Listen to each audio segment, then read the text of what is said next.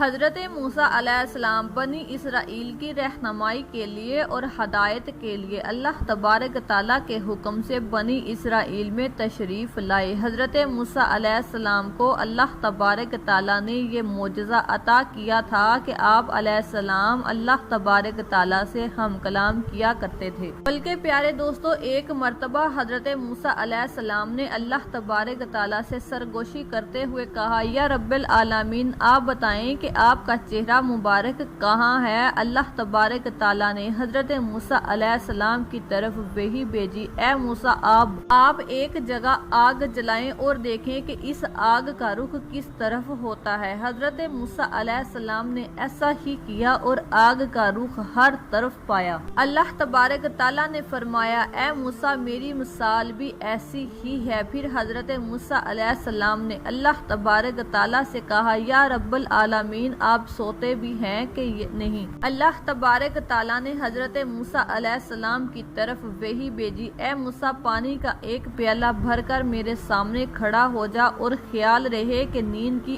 ایک جھپک بھی تجھے نہ آئے۔ حضرت موسیٰ علیہ السلام نے پھر ایسا ہی کیا تو اللہ تبارک تعالیٰ نے حضرت موسیٰ علیہ السلام پر ایک ہلکی سی اونگ جاری کر دی۔ جیسے ہی حضرت موسیٰ علیہ السلام کو ہلکی سی نیند آئی تو ان کے ہاتھ سے وہ پانی کا پیالہ گر کر ٹوٹ گیا اور سارا پانی بہہ گیا۔ جیسے ہی حضرت موسیٰ علیہ السلام سے وہ پیالہ گر کر ٹوٹ گیا اور سارا پانی بہہ گیا تو حضرت موسیٰ علیہ السلام کے منہ سے ایک چیخ نکلی اور وہ حضرت موسیٰ علیہ السلام گھبرا گئے اور اللہ تبارک تعالیٰ نے فرمایا، اے موسیٰ، اگر میں آنکھ کی ایک جھپک بھی سو جاؤں تو یہ آسمان زمین پر ڈھیر ہو جائے گا جیسا تیرا پیالہ زمین پر گر گیا۔ پھر حضرت موسیٰ علیہ السلام نے اللہ تبارک تعالیٰ سے کہا، یا رب العالمین، جب آپ کو اپنی مخلوق کی ضرورت ہی نہیں تھی تو آپ نے انہیں پیدا ہی کیوں کیا؟ اللہ تبارک تعالیٰ نے فرمایا، اے موسیٰ، کہ میری مخلوق مجھ سے مانگے اور میں اسے عطا کروں اور نافرمانی کے بعد مغفرت مانگے تو میں انہیں بخش دوں۔ پھر حضرت موسیٰ علیہ السلام نے کہا، یا رب العالمین، آپ نے کوئی ایسی بھی چیز پیدا کی ہے جو آپ کی جستجو میں رہے؟ اللہ تبارک تعالیٰ نے فرمایا، ہاں، مومن بندے کا دل جو میرے لیے خالص ہے۔ حضرت موسیٰ علیہ السلام نے پوچھا، یہ کیسے؟ اللہ تبارک تعالیٰ نے حضرت موسیٰ علیہ السلام سے فرمایا، جب مومن بندہ مجھے نہیں بلاتا تو اس کا دل میری یاد میں دھڑکتا رہتا ہے اور میری عظمت اس پر موہت ہو جاتی ہے اور مجھے جو یاد کرتا ہے میں اس کا ساتھی بن جاتا ہوں۔ پیارے دوستو، حضرت موسیٰ علیہ السلام ہم کلام اللہ تبارک تعالیٰ سے کیا کرتے تھے۔ ایک دن حکم ہوا کہ اے موسیٰ، جاؤ اور اپنے سے کم تر کو تلاش کر کے لاؤ۔ حضرت موسیٰ علیہ السلام نے ساری کائنات میں جا کر ڈھونڈ لیا مگر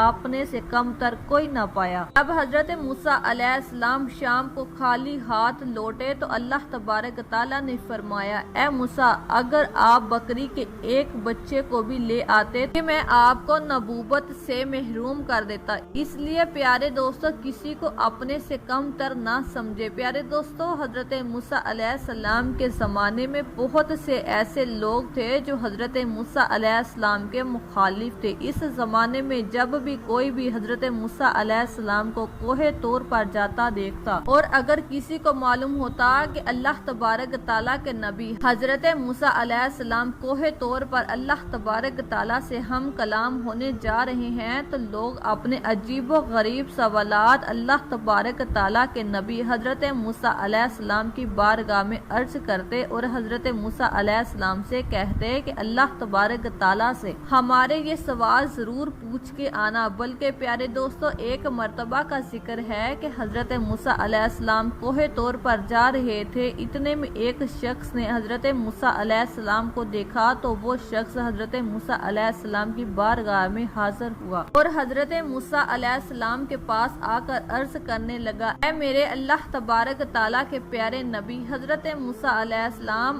آپ کہاں جا رہے ہیں؟ تو اللہ تبارک تعالیٰ کے نبی حضرت موسیٰ علیہ السلام نے فرمایا، اے بندیا خدا، میں تو کوہ طور کی طرف جا رہا ہوں اللہ تبارک تعالیٰ سے ہم کلام کرنے کے لیے۔ اس شخص نے جیسے ہی یہ جواب حضرت حضرت موسیٰ علیہ السلام سے سنا تو وہ اپنے ہاتھوں کو جوڑ کر یہ عرض کرنے لگا کہ یا اللہ تبارک تعالیٰ کے نبی حضرت موسیٰ علیہ السلام، میرے پاس بہت سارا مال ہے، بھیڑ بکریاں، سونا چاندی اور خوب مال و دولت ہے۔ میرے پاس اتنا مال ہے کہ میں اسے سنبھال نہیں سکتا۔ آپ اللہ تبارک تعالیٰ کے نبی حضرت موسیٰ علیہ السلام، آپ اگر اللہ تبارک تعالیٰ کی بارگاہ میں جا رہے ہیں تو حضرت موسیٰ علیہ السلام میری التجا اللہ تبارک تعالیٰ کی بارگاہ میں پیش کر دیں اور آپ کو اللہ تبارک تعالیٰ سے کہنا کہ میرا تھوڑا سا مال کم کر دے تاکہ میں اپنے مال کو اچھے طریقے سے سنبھال سکوں۔ پیارے دوستو، جب اللہ تبارک تعالیٰ کے پیارے نبی حضرت موسیٰ علیہ السلام نے یہ بات سنی تو حضرت موسیٰ علیہ السلام نے فرمایا، اے شخص، میں تمہارا یہ سوال، تمہاری التجا اللہ تبارک تعالیٰ کی بارگاہ میں ضرور پیش کروں گا۔ اس شخص کی یہ بات سن کر حضرت موسیٰ علیہ السلام نے وہاں سے اپنی منزل کی طرف چل دیے۔ ابھی تھوڑی ہی دور گئے تھے تو ایک شخص اور حاضر ہو گیا۔ اس کے چہرے پر مٹی لگی ہوئی تھی اور اس کا لباس پھٹا پرانا تھا اور وہ شخص بیچارہ مددگار لگ رہا تھا۔ اس نے بھی حضرت موسیٰ علیہ السلام سے عرض کیا، اے اللہ تبارک تعالیٰ کے پیارے نبی حضرت موسیٰ علیہ السلام، آپ کہاں جا رہے ہیں؟ تو اس شخص کو حضرت موسیٰ علیہ السلام نے بھی یہی جواب دیا کہ میں اللہ تبارک تعالیٰ سے ہم کلام کرنے کوہ طور پر جا رہا ہوں۔ پیارے دوستو، اس شخص نے بھی کہا کہ اے اللہ تبارک تعالیٰ کے نبی، اے حضرت موسیٰ علیہ السلام، آپ اللہ تبارک تعالیٰ کے پاس جا رہے ہیں تو آپ اللہ تبارک تعالیٰ سے کہیے گا کہ تھوڑا مجھ پر بھی توجہ فرمائیں اور اپنی رحمتوں سے مجھ پر بھی تھوڑا سا مال عطا کر دیں، میں فاقہ کاٹ کر تنگ آ چکا ہوں۔ تو حضرت موسیٰ علیہ السلام نے فرمایا، اے شخص، میں تمہارا یہ سوال اللہ تبارک تعالیٰ سے ضرور عرض کروں گا۔ اور پھر حضرت موسیٰ علیہ السلام کوہ طور کی طرف جانے لگے۔ پیارے دوستو، حضرت موسیٰ علیہ السلام جب اللہ تبارک تعالیٰ سے ہم کلام ہوئے تو فرمایا، اے اللہ تبارک تعالیٰ، تو دلوں کی باتوں کو جانتا ہے، بے شک اللہ تبارک تعالیٰ سے کوئی بھی چیز چھپی نہیں ہوئی، نہ ہی کوئی چیز اللہ تبارک تعالیٰ سے چھپی ہوئی رہ سکتی ہے۔ تو اللہ تبارک تعالیٰ نے ارشاد فرمایا، اے موسیٰ، جس بندے کے پاس مال کی کثرت بہت ہے، اس سے کہہ دینا کہ وہ میرا شکر ادا بہت کرتا ہے، اور یہ کیسے ہو سکتا ہے کہ جو انسان میرا شکر ادا کرتا ہے اور میں اس کی نعمتوں نہ بڑھاؤں۔ اے موسیٰ، اسے تو جا کر بول کہ میرا شکر ادا کرنا بند کر دے تو میں اس کی نعمتیں کم کر دوں گا۔ اور اے موسیٰ، جس کے پاس مال دنیا کم ہے اور میرا شکر ادا نہیں کرتا، اس سے جا کر کہہ دے کہ اس کے پاس اگر دنیا کا مال و دولت نہیں ہے تو کیا ہوا، میں نے اسے آنکھیں تو دی ہیں، میں نے کان تو دیے ہیں، وہ اپنی نگاہوں سے نہیں بلکہ کسی اور کی نگاہ سے خود کو دیکھے اور شکر ادا کرنا شروع کر دے، میں اس کا رزق بڑھا دوں گا۔ پیارے دوستو، اس کے بعد حضرت موسیٰ علیہ السلام واپس بستی میں آ گئے۔ حضرت موسیٰ علیہ السلام سے پہلے وہ شخص ملا جس نے اپنے پاس زیادہ مال و دولت کی تعداد بہت زیادہ تھی، جس نے حضرت موسیٰ علیہ السلام سے دولت کم کرنے کی التجا کی تھی، اور حضرت موسیٰ علیہ السلام نے اس شخص سے فرمایا، اے بندیا خدا، اللہ تبارک تعالیٰ نے ارشاد فرمایا ہے کہ تو میرا شکر بہت ادا کرتا ہے، شکر ادا کرنا کم کر دے، میں تیری نعمتیں کم کر دوں گا۔ تو وہ شخص کہنے لگا، اے نبی